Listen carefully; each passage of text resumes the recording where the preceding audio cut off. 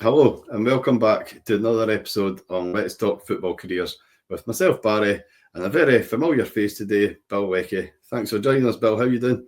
No bother. How you, Barry? It's good to be Aye, here. good. Aye, it's been doing away. We've had to reschedule a couple of times, but we've got there on We my have. part. Due to a few, Life gets in the way of these things sometimes, doesn't it? but no, we get there. So just as a wee summary, Bill, I've got in here. You're a Scottish sports journalist and broadcaster. Currently writes for the Scottish Sun, and he's still doing the commentary for the Scottish League matches for No, BBC. no. I haven't done that. I haven't done that for a wee while. I It was a thought great that. experience when I did it. Great You experience really when I did enjoyed it. How long did you do that for? I had 2 or 3 seasons with BBC Scotland doing stuff, and then in the short-lived season of Setanta for TV, I did the stuff there. The radio commentary was something that I'd always wanted to do, and I got a chance to do it for 2 or 3 years, and did some good games. Did a bit of stuff in Europe with the BBC, and my favourite ever game. I commentated on the day Gretna get promoted to the Premiership up at Dingwall, which was just phenomenal. Me and Alan Preston, it was phenomenal. That was a real joy. Brilliant. And do you still do a wee bit for Radio 5 Live and Talk Sport? Do you still Yeah, I'm on and off. I'm on Talk Sport more than 5 Live. Talk Sport quite a lot with Jim White and Simon Jordan, which is really good fun. I really like talking to them. And stuff for 5, and also there's a really good afternoon kind of news sport programme on Radio Ulster and Northern Ireland. It's arm of the BBC, which is really good fun. So I like doing a bit of that. I like doing a bit of radio. For a young age, I've said that. I put myself out there, so I hate something like that sometimes. But were you born in Paisley? Is that right? Yes. Paisley boy. Yes. A Man supporter, or did you? Yes, lifelong. You don't get a choice in these things. You and Chick Young used to go. Well, he did get a choice in it. He's a strange man who actually chose to support us. But generally, you don't get the opportunity to decide. I never understand people who choose football teams. I think they choose you. Team chooses you. There's a lassie as well. She's doing really well. A broadcaster, Alan Defoy. She's a St Mirren supporter as well. So they're building a wee bit of collection there. Aye, there's 1 or 2 of us. It's good. So just sorry, what I usually do, right, is I usually go through like sort of players and managers' careers in order that they've done. But with yourself, I've broke it down. So what I'm going to do is I'm going to start off, right, career and background questions, right? Yes. So just starting off is, what inspired you to get into football journalism and punditry? When I was 8, I was going into Love Street. My dad was going in the man's gate, and I was going in the boys' gate. And next to us was the press and complimentaries gate. And I double taked, if that's the word. And my headmaster, a guy called Sam McDougall, brilliant guy, was going through this gate. And on the other side, when we went through the gates, he said hello, and he said hello to my dad. And off he went. I never thought anything about it. And I saw him at school later on in the week, and he was saying, "What do you think of the game?" And I said, "Oh, rubbish, and we'd lost, and blah, blah, blah." And I said, "Can I ask why you're going through that gate?" And he went, "Well, I at the weekend I freelance. It was a long gone paper now, a weekly paper called the Paisley Pictorial." He says, "I do their St Mirren games for them." And I kind of went, "Wait a minute, if you do that, you can get into football for hee-haw. That sounds like a great job." So anyway, never thought about it. And a few weeks later, he came to me and he said, "Your teacher," I was in primary 4, whatever it was. And says, your teacher says you're doing very well at English, and I know you're into your football. He says, "I've spoken to the editor of the paper. We'd like a young person to do a piece on a St Mirren game. Would you like to come?" So I went to the press box and I did in the old Scottish First Division. It was 1971, and did a St Mirren game against Ayr United when, as always, we lost in those days. And next to his main match report was my little thing down the side with my name, and that was it. You're in. That's what you're doing from then on, and so that's all I ever wanted to do.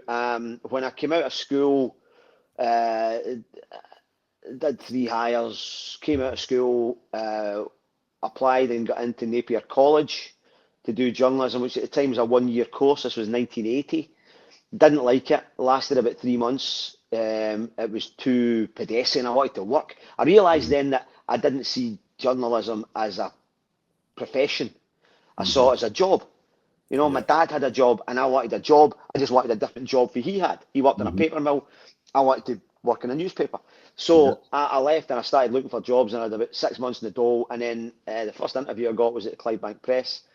And I got my job there you're an all-round junior reporter. You're doing, the first day they sent me to the district court. So you can go and cover the court case, and I had not a clue where you went and what button you pressed and anything. And luckily I met as a freelance guy who sat next to me, and he went, who you son? I told him who I was, and he went, right, I'll look after you. And he told me what to do, and I got away with it, and I've been getting away with it for 44 years since, you know. Aye. So that's me. I kind of not really qualified, but very enthusiastic, and just I find if you just keep working and you do your best, things will kind of happen. Yeah, you know? Just keep taking it in and keep what you learn all the time. And the enthusiasm gets you through. Never stop learning. Never ever stop learning. You know. No, I've even said that. I mean, you can even learn off of people that maybe even aren't as successful as yourself. It's just you can take wee snippets for everybody and just continue. Honestly, you constantly read other people's stuff. You see how they deal with people. You listen to people's criticism of you, and you get better, and you chip away the rough edges, and you just learn all the time. And it works across all walks of life. I mean, on this podcast, I talk about with football players, coaches, and everything, but even guys like me and yourself who aren't football players or football managers or anything, it's the same ethics that get you the success. Can I just ask you, Bill, what's a typical match day like for you behind the scenes then? Typical match day is I like to get there early. I like to be at a game about good 90 minutes before it starts, just because I like to see people. You know, I like to meet people that I haven't seen for a while. You know, it depends where you are, but there's a guy who's the goalkeeper coach somewhere, and you've not seen him for 2 years, and you stand and get a chat, you shoot the breeze, you pick up, you're not looking for stories, you're just looking for chat, and I love all that stuff, and I love to watch teams warm up. I think you can see a lot in the warm up about what's going to happen. You see who's on it and who's not on it. You see who looks as if they're going to, also depending on what the strips are like and whether you can see the numbers properly. I like to see players' boots so you can recognise one player for another player, and but all that stuff. I like to just go early, get a cup of tea, see what's happening, shoot the breeze with people, and just I can't stand being late, and I hate people coming into press boxes at 3:03. So excuse me, move your laptop. Not get in early, get your work done. So I do the football stadium as well, Bill. Sorry, it glitched here a wee bit. Being inside the football stadium and actually watching the stadium fill up as you're sitting inside it, it really has it's a joy. You could be somewhere that there's going to be 300 people on the ground, and they all recognise each other, and they all they all stand in the same place they've stood for 40 years. Or you could be in the Allianz Arena in Munich and watch it from the first person starting to fill, and I don't feel it any different wherever you are, whether it's if I was at the juniors watching Clydebank in a Scottish Cup tie, or I was in the Maracanã or the Allianz Arena or whatever. It's the same feeling of anticipation for a game of football, which I think is, and if I ever lost that, I don't think I'd want to do it anymore. But I absolutely love match day and just getting immersed in it. So you get in and you watch the game, and depending whether if I'm there on a Saturday and I'm writing it for the Monday paper, for instance, I'll be taking some notes and I'll be getting ideas in my head, but I'm not actually writing the stuff as I go. If you're writing it for the Sunday paper, so you're doing it live, you're watching and sort of writing your stuff as you go, because it's very tight deadlines. And an evening game, it's even tighter, so you're watching and listening to the crowd and bringing your head up and down. So there's different disciplines to how you do it. What is it deadline, Bill? Just as an idea. Well, if I'm at a midweek game, this is the one people always ask you, when do you write your stuff?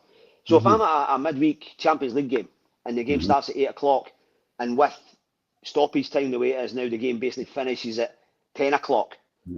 My stuff's away for 6-7 minutes past 10.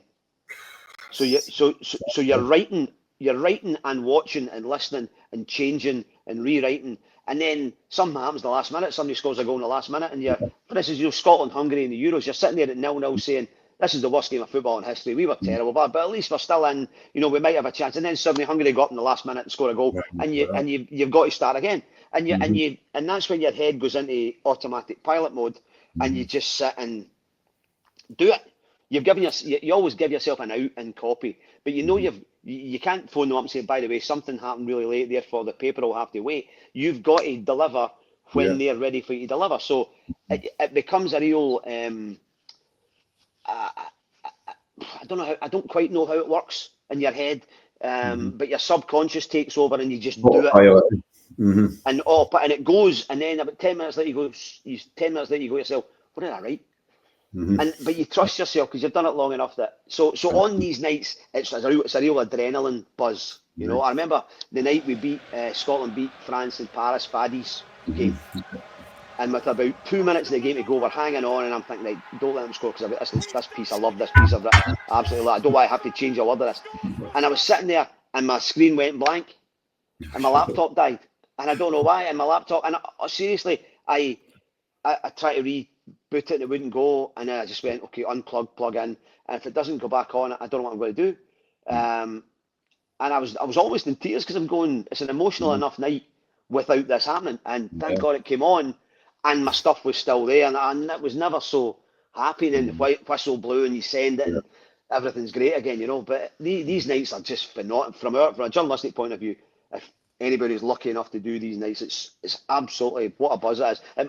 It'll be like being on stage, you know, like for actors or whatever who get that adrenaline thing and have to get the lines right under pressure. I love it.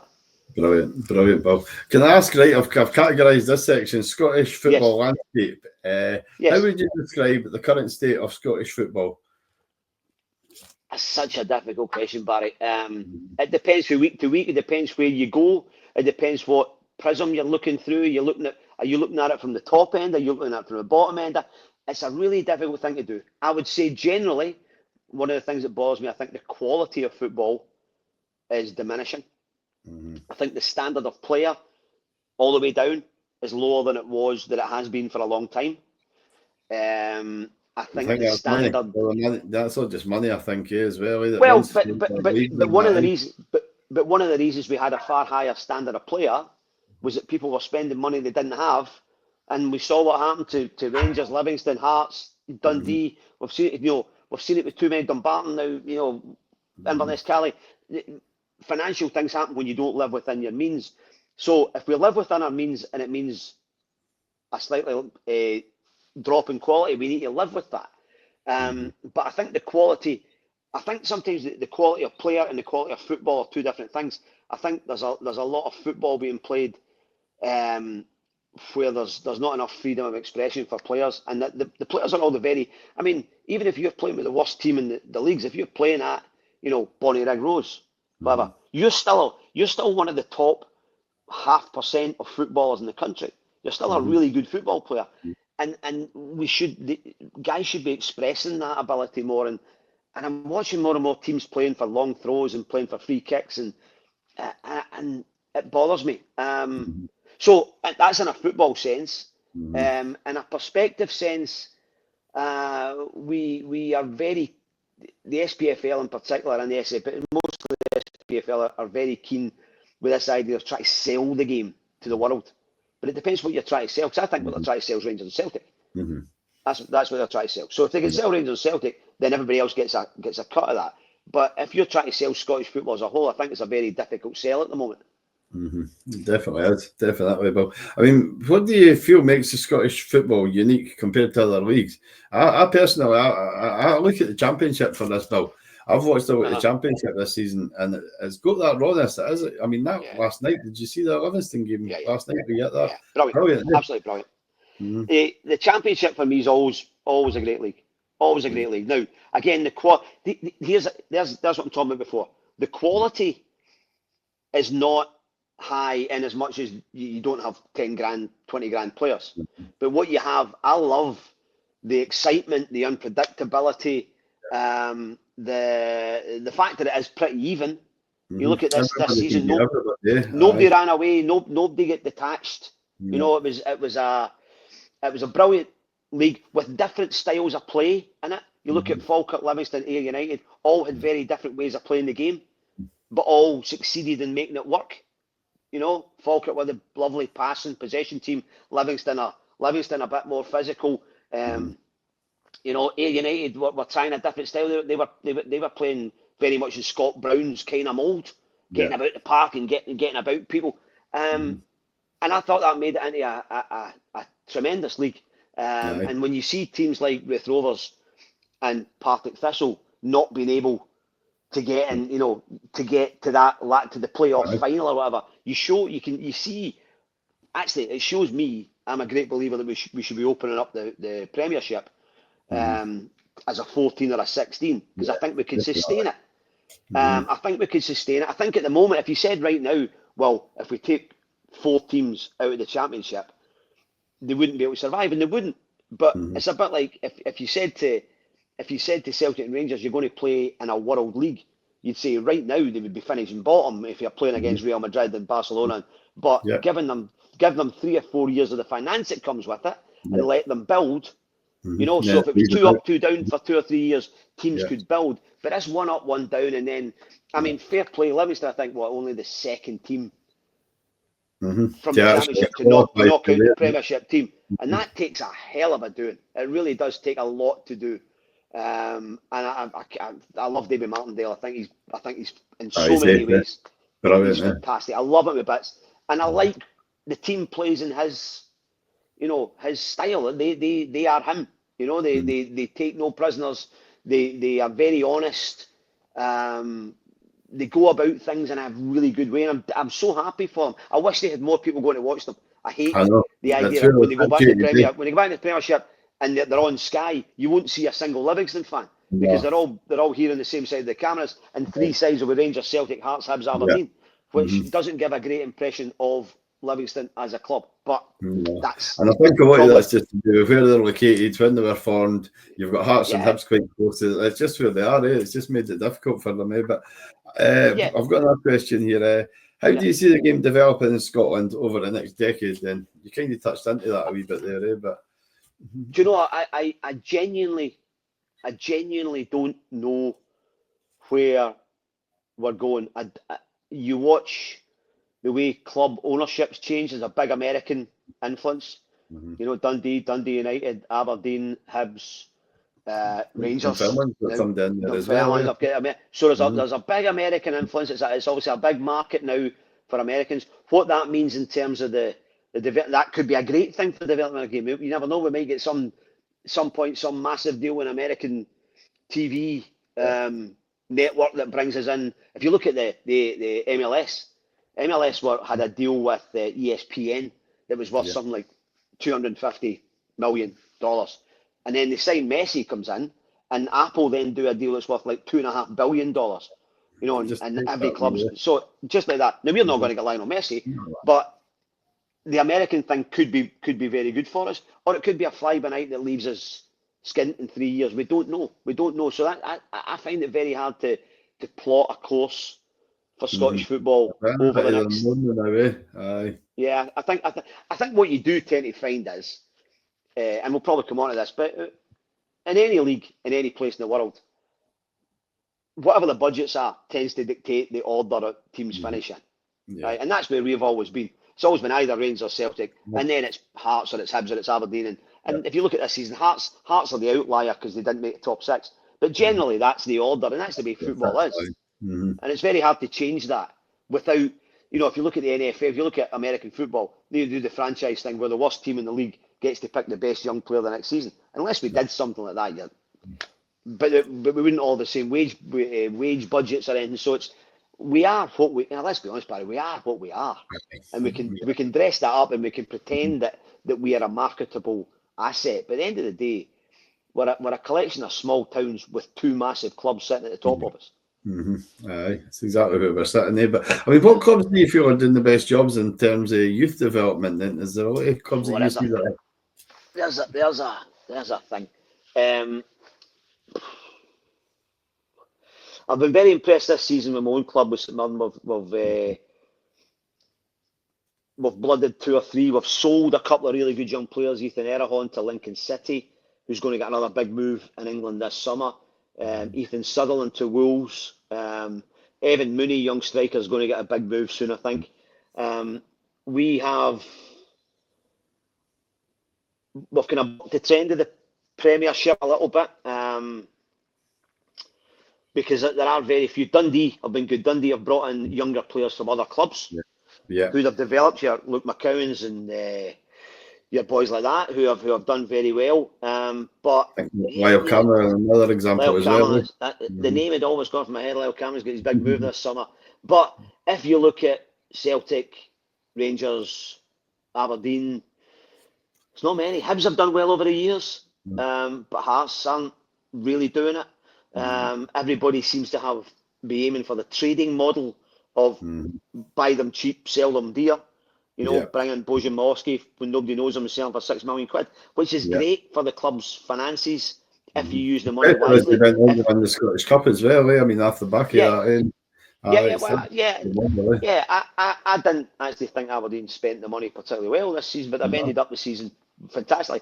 If everybody had Celtic's model, where you bring in a Virgil van Dijk from nowhere for a couple of million and you get 30 million plus a 30% sell on or whatever, then wow, then the place would be flying. But it's very difficult. But it's very difficult to establish that model. The way you see like Brighton and Brentford doing it down south, very hard to do that because you need to have decent money to bring in the players in the first place. You need to be able to spend a few million to then make 10 or 20 or 30 million. You know what I mean? Scouting network and everything that comes with it. There's Matt O'Reilly, who comes in for just over £1 million and goes out for 30 million and is now finding his feet at Brighton and will probably move for 50 million at some point. That's the model if you can get it.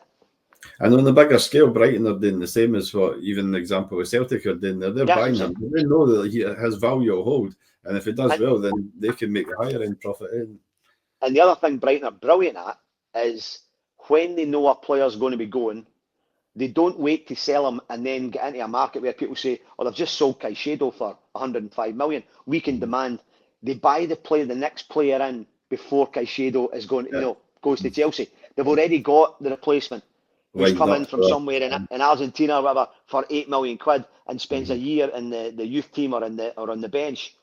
And then as soon as Caicedo's at the door, in you go, and he's ready to go. And that's the way. That's brilliant. And that's how football's changed nowadays. I mean, when you were talking back to the 80s and everything like that, the sports science side and all that, it's just totally changed the game. I used to love before transfer windows when I'd be a wee boy or whatever, and you'd pick up the paper in the morning and find out your team had signed somebody overnight. You'd signed some centre forward for Alloa and go, I've not heard of him. I hope he's good. And you can't Google him. You find out you couldn't Google him. You had to wait to the Saturday and turn up and see him, and then find out he was a dumpling. You know what I mean? But it was exciting to read. But now transfers, from my point of view in newspapers and media, transfers now go on and on and on and on and on, and you know they're going to be resolved in the last day of the window. But they become this feeding frenzy of story and counter story and rumour and counter rumour, and you just go, this it does my nothing. But I don't. The one I remember, Bill, the worst with that was it was Eden Hazard, and he was going to Chelsea, but they didn't reveal which team he was going to, and he posted up on his Twitter or whatever it was called, "I'm joining a team in blue," and you're like, I know. I know. It's so different. So different, but absolutely. And the whole social media reveal now. Where you have a social media department who prepare these like cinema epics to unveil a signing who ends up scoring 3 goals and being sold for a third of the money 6 months later. Madness, madness. Can I ask you, moving on to players and managers, which player or manager is underrated in your view? You mentioned David Martindale. David Martindale very much. John McGlynn very much. Yeah. And I'm not sure how long my team will hold on to Stephen Robinson. I think David Martindale is due a crack. I know he's going into the Premiership now with Livingston, but if I had been Kilmarnock, if I was Motherwell, if I was Dundee, all looking for managers, he'd be high up in my radar. I think he's a remarkable character and an exceptionally good manager. You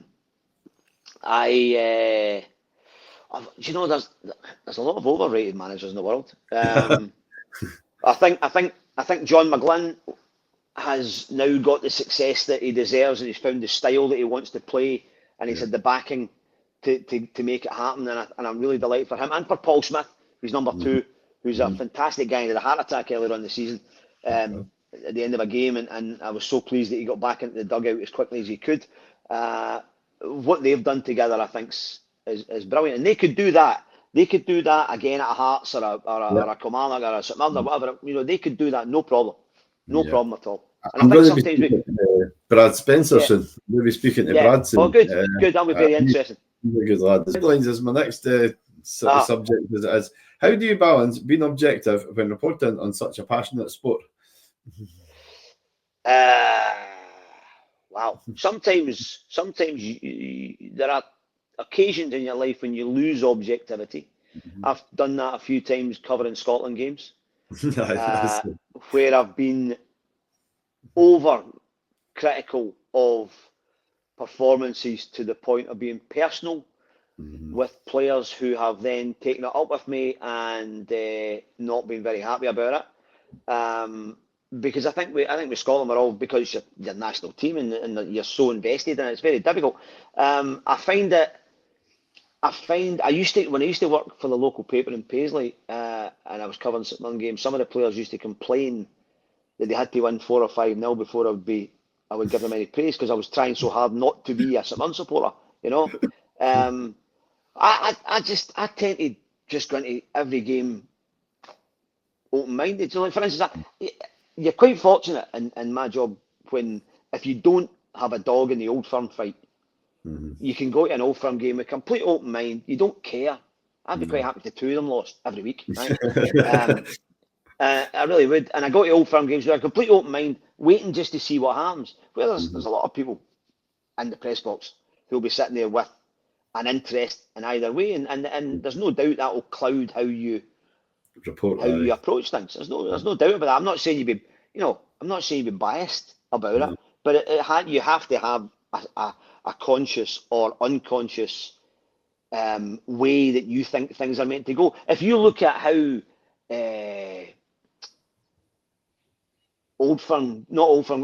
either of the Old Firm playing other teams, and say they go 2-0 down to, say Celtic went 2-0 down to Motherwell and came back and won 3-2. There's almost a sense of relief sometimes in some of the reporting, because they don't have to go and ask difficult questions of a Celtic manager who's just lost at home to Motherwell, and it's almost as if all's now well with the world again. Whereas I think the story there should be the team that went 2-0 up and then couldn't hold on to it. That's more the story for me, So I think objectivity depends from the scenario. From the scenario, definitely. I'll take you back to when Scotland lost 6-0 in Holland in the playoff in 2003 under Betty Vokes. We'd beaten them 1-0 at Hampden. Went across, we lost 6-0. I was very, very, very, very critical of Rab Douglas that night. Very critical. I look back at it now, it was uncalled for, right? And he phoned me. You're writing it. You're not actually writing. You're writing it as opposed to reading it. It's so different. You're writing it down, and you're watching at the time, and is that another one goes in, and you're in the mood now, and you're saying that this is my line, this is what I'm doing. And he phoned me the next day, and he was absolutely mortified. And he never spoke to me for a long time. We're all right now, but he never spoke to me for a long time, and I saw why. I can see why when you look back on it. Because sometimes you have to take a breath sometimes and hold your emotion in. It's great to bring your emotion and your passion into your writing, but there's a line where you have to learn sometimes that this guy's mum and dad are going to be reading this. And I remember, without sounding too much like a name dropper, I did a thing on stage 10, 12 years ago with Sir Alex Ferguson through in Dunfermline in the Carnegie Theatre. And it was brilliant. He was magnificent. But at one point, he did the finger at me and he went, "See, what you guys don't realise is it's not just the player you're criticising, it's his kids and it's his wife and it's his mum and it's his dad." And you don't. And I sat back and I went, and the audience kind of applauded, and I went, "Oh, I'll take that. I'll take that from you." Right? How do you not take that from him? He's right. you're right, but it can be sometimes the power that you have when you're writing, especially if you're writing at a level that where your face is in the paper and people know who you are, and and you've got the free reign to write in it, because that's my main job, is writing columns. I write match reports at the weekend, but it's opinion columns I'm writing in both in the sports pages and the news pages, and it's my job to say what I think, and I've had to learn over the years a line between thinking that you can say whatever you like and thinking here, and here's the thing I would say, anybody that's wants to do this job is, if you write it, and this goes for social media, right? This goes more for social media these days than anything. If you write the thing and you put your name or your handle to it, and the next day you meet the person in the street, can you face them up and can you say, by the way, I stand by that? Because most people on social media, they run a mile. As soon as MD, I've just deleted my account because nobody likes what I've said. So with me now, unless I could face the person the next day and say, by the way, I know you don't like it and you might fall out of me, but I stand by it. But see, if I can't say that, then I shouldn't be writing it. No, and that's good advice, that, by the way, it is, because you see that a lot of people just write what they want, and it's true. A lot of them wouldn't say, I mean, it's like, look how many people now are getting banned from football grounds, or getting, arrested or whatever, charged because of stupid things they put on social media, stupid things they shout at a game. Stupid. The guy the other week at the Old Firm game at Ibrox, who holds up 66 on his phone. Next thing, he's lost his job, and the police are on his case. You think, what was that for? Right. So I think we're in an era where newspapers and radio and TV have been dragged, because of the whole phone tapping thing and everything else. We've been dragged into a place where we have to be really careful about everything we do, and yet social media has got to a stage where people just say, just do what they want, anything they like, and people stand on the terraces and do and say what they like. I find it very dangerous. 100%, by the way. I mean, can I just move to ask a question here? So, yes. Have you ever had a story you couldn't publish due to club, player, or media politics? There's been had a few of them. A story that I couldn't publish due to club or player or media politics? No, I've never had a story where somebody from a club has gone and says, please don't write that. That's good. That tends to happen in the news pages. Sometimes they'll get themselves into trouble off the park, and somebody will come on and say, listen, this is going to mess the boy's marriage up, or whatever it is. And quite often a newspaper will say, well, what are you going to give me instead? There's got to be some trade-off here. At my end, I think you learn as you go on what's there to be written and what's not. And I mean, you probably write about a third of what you know. We're not. It's not a gossip column you're doing. You don't just hear things and bang. And and I think the more that people get to know you, they know that you can have, like I'm saying, when I turn up an hour and a half before a game and I stand and talk to a coach or an assistant manager or an injured player, and they're telling you things, they trust you that you're not going to run away and write it. Because they're not going to be a pal for long. I was saying, even when I started here, but you build up a trust, because you're like, I'm not here to make up stories and drop you in. Absolutely. I have had long conversations with people when things are happening. They'll phone up and they say, listen, I don't know what's going to come out in the paper here. Here's what happened. Right? Here's what happened. I'm telling you the truth about what happened. I'm leaving it up to you. And then you'll sit and go, okay, the guy's been good enough. He's been honest. Go back and have a chat with your gaffer about it, and what are we going to do? And 9 times out of 10, if somebody's been really honest with you and you think, is this going to do anybody any good? I would prefer not to. No. I'd prefer not to, because a story today could be somebody's life or livelihood tomorrow, Right. It's one thing. Listen, you run a transfer story that turns out not to be true. That's slagging for a day, but that's all right. But when it's somebody's livelihood and family and whatever else, I think you have to learn to be a little bit more mature, Yeah. Can I ask a question that I wrote down here, right, that I thought would be real interesting for my side and yours is, what's your take on podcasts and the influence on fans' opinions? Well, we do. Me and my colleague Robert Grieve do ours every week. The Coffee Club podcast that we started doing in Germany during the Euros last year, and we love doing it. And we've started doing a series where we bring on guests We go and sit with them for a couple of hours and have coffee and cakes and a chat. It's great. They're great, and I think there are so many of them now. You're competing against an awful lot of people. Listen, I'm a great believer in. We have when I was growing up, the only way to be in the media was to get a job in a newspaper or on a radio station or on a TV station. Now we can all be our own media. We can all be our own TV channel or our own radio station or our own newspaper. We can do our own things. The influence on fans is up to you. These are things you can't control. You could turn out what you think is the greatest podcast in the world, and 12 people might watch it. The next week you might think that was all right, and you might get 25,000. You don't. So there's no you're not turning out tins of beans. So there's no formula for it. I would say that within this sort of freedom we now have to create our own media, I think we're creating a lot of people who don't have very much to say and who don't really, they just like the idea of doing it.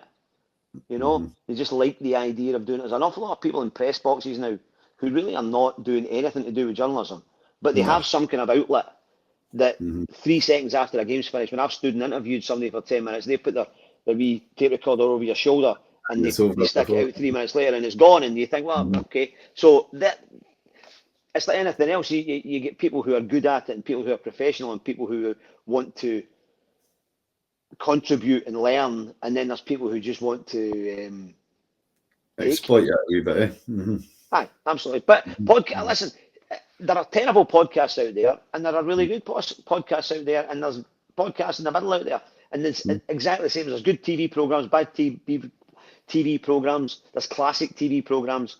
There's radio stations. You think I wouldn't listen to that radio station, but I'll listen to that radio station because they've got that. That just means your personal preference. So I don't think you can say a podcast is a good thing. Good podcasts are a good thing. Really good podcasts are a really good thing. It's great. I mean, see, as a fan, I've tapped into so many chats. I've spoke to so many different players and referees and coaches and guys like yourself, and it comes across. It gives that fans that wee connection as well sometimes, because although we're more connected in this modern world, you can be so disconnected for the players and the coaches and guys. Well, you're absolutely right. In our wee sort of series in the last couple of months of guests on Coffee Club, the first one we did was Willie Collum. Now, he was magnificent. He was so open and honest about his life, and we learned stuff that there was stuff that we were ready to ask him, and then like this, you get questions, then you'll find out stuff that you don't know, and you'll say, okay, I'm going to run with this.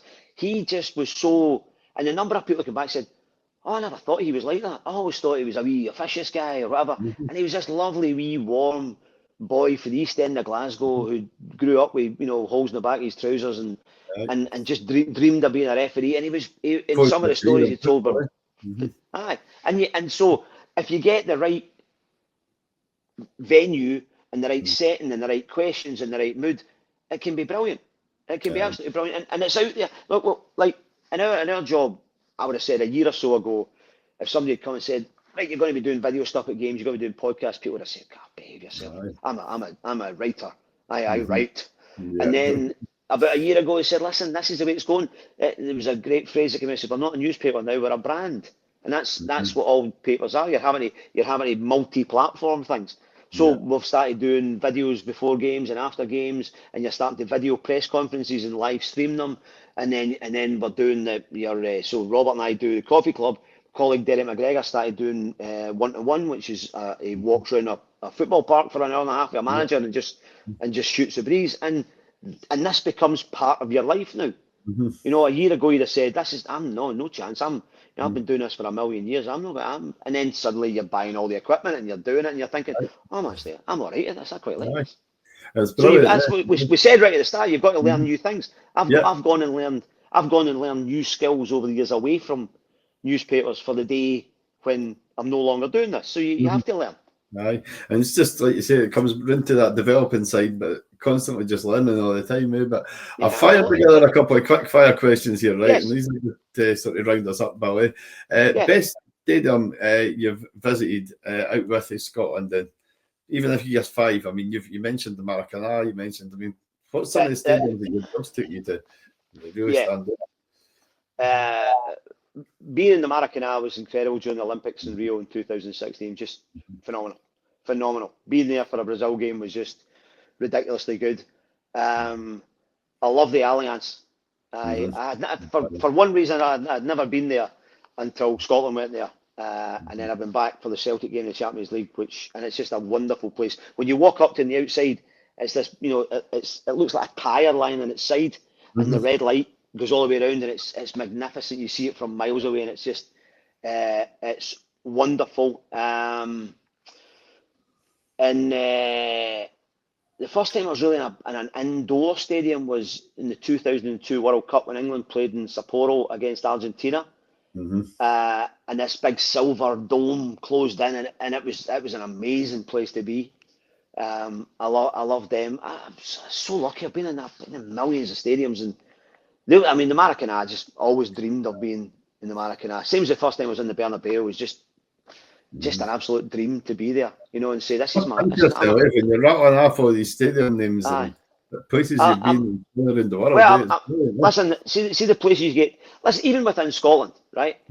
When I was growing up, there would be no reason on earth for me to go to Cowdenbeath or Elgin or Berwick. Right?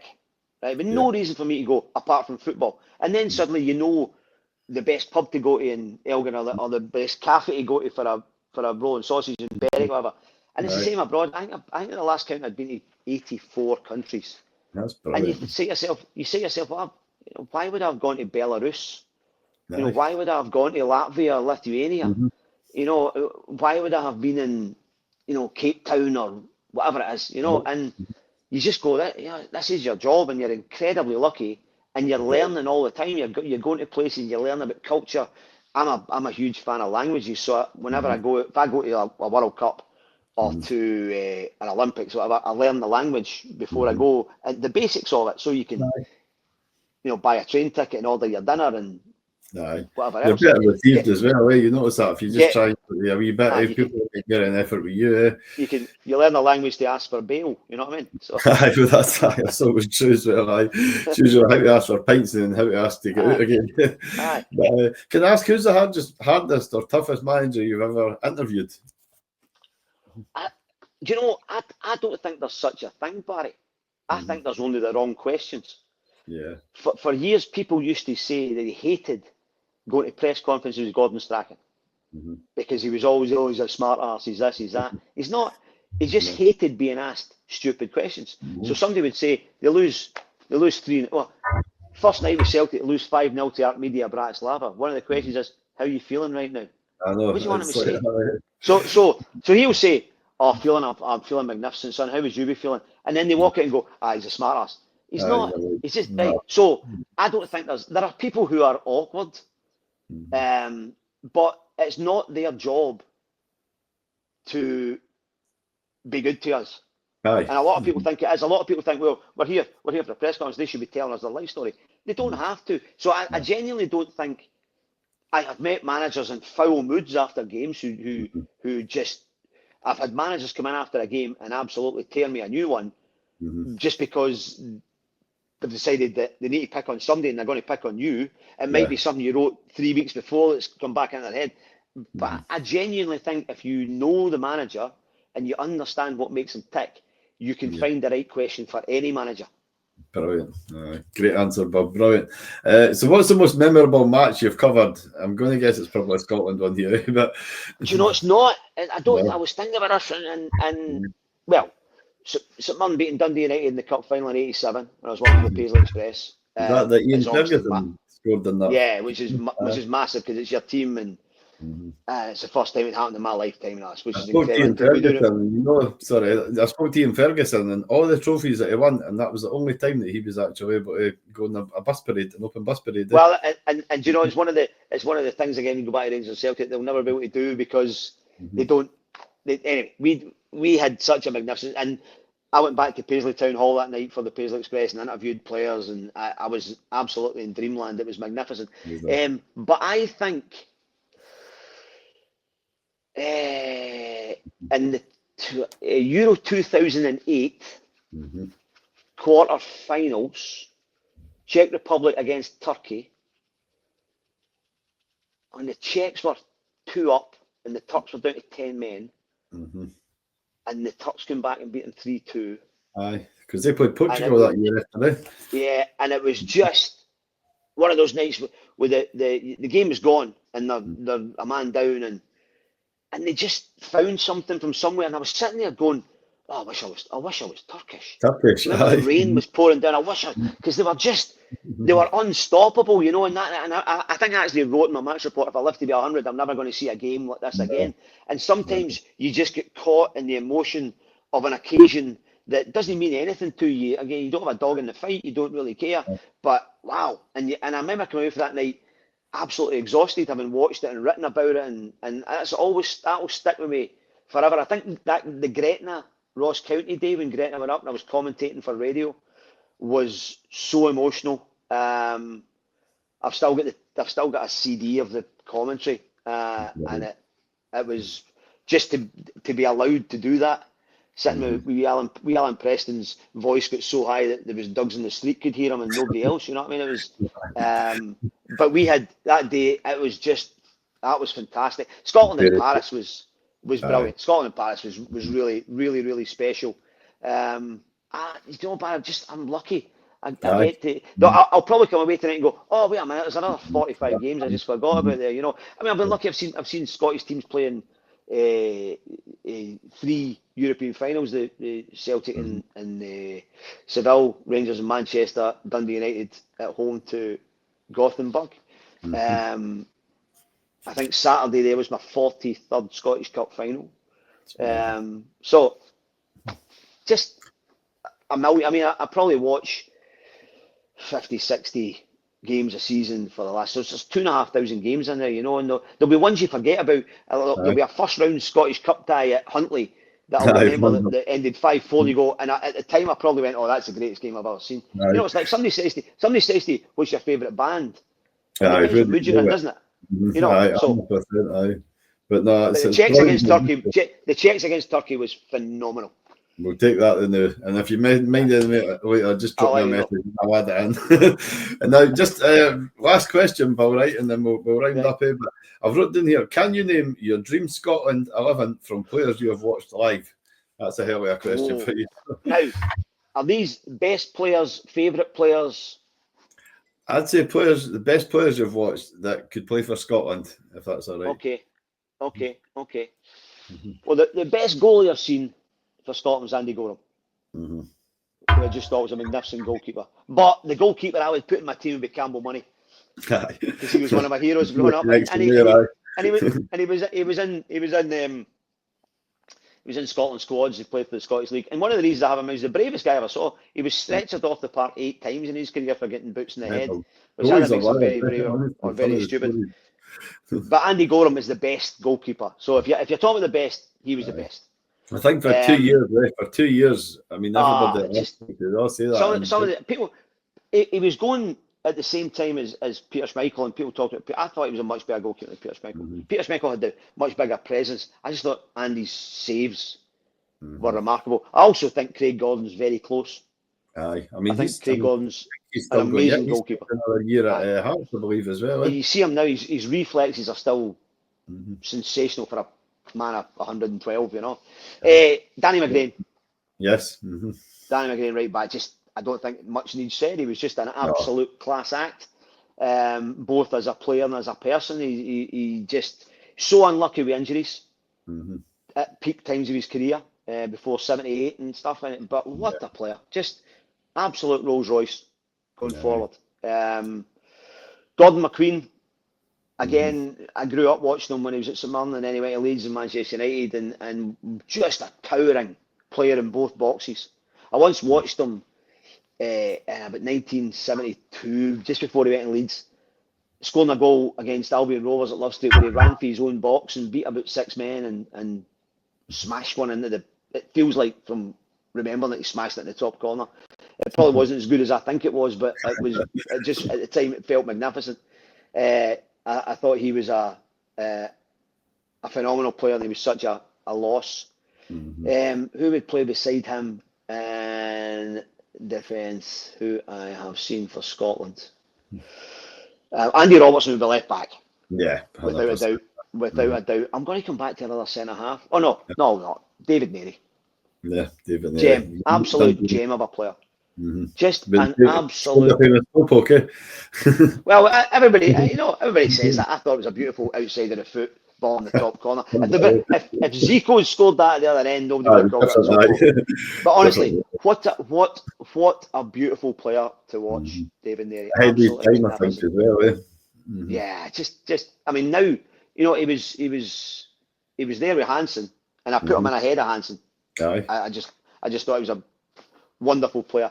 In the midfield, I think current player Callum McGregor is one of the best players I've ever seen for what he does for his team. You see that with Celtic. The only way teams can stop Celtic through that midfield is if they stop Callum McGregor. But you know what I'm saying to you, go and watch the warm-ups for the game. Callum McGregor in a warm-up is fantastic.